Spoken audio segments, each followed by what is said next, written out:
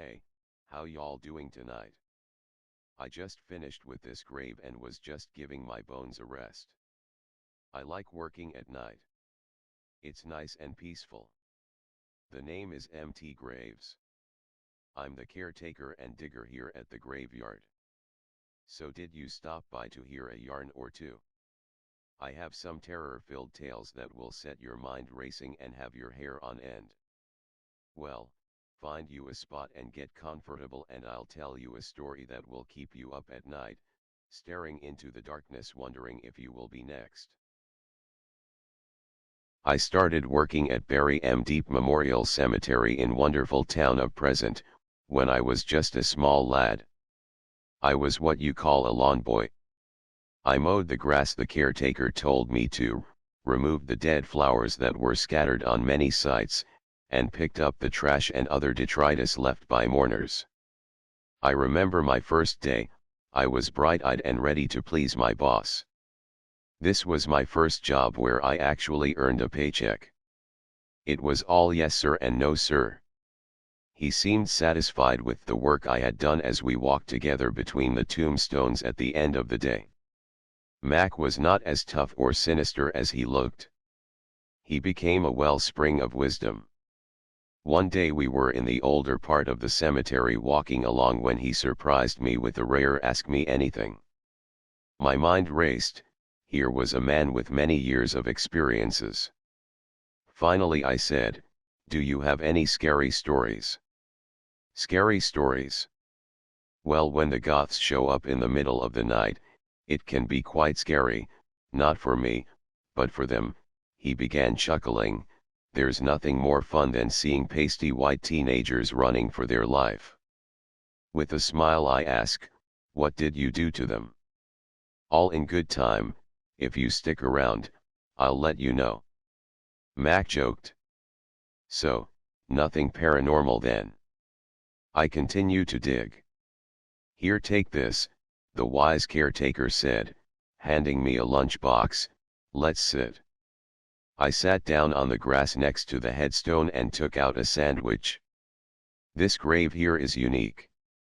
Underneath the 6 feet of dirt lies Dr. Legendre. He was buried in a security coffin.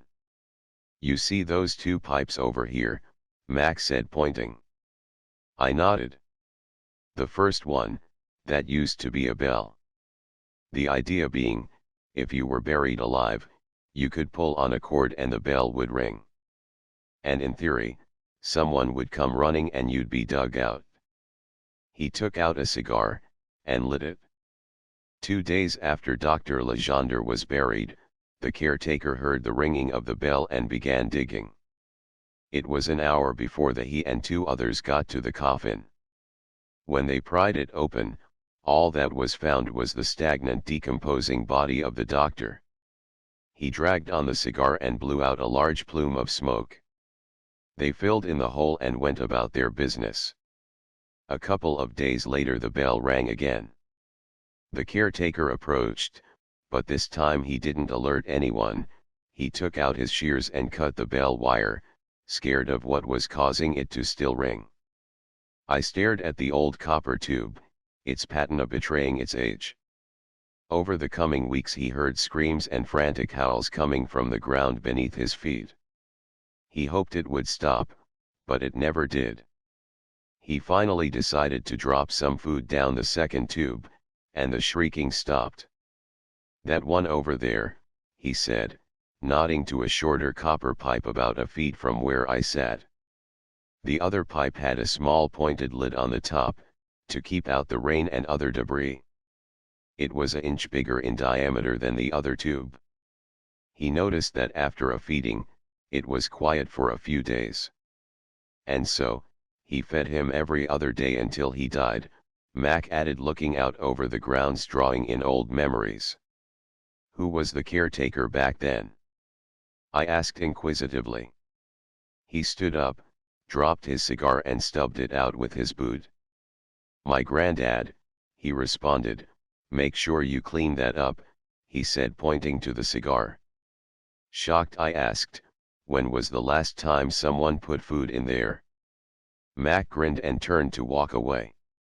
Over his shoulder he said, "Yesterday. If I were you, I'd share half of that sandwich."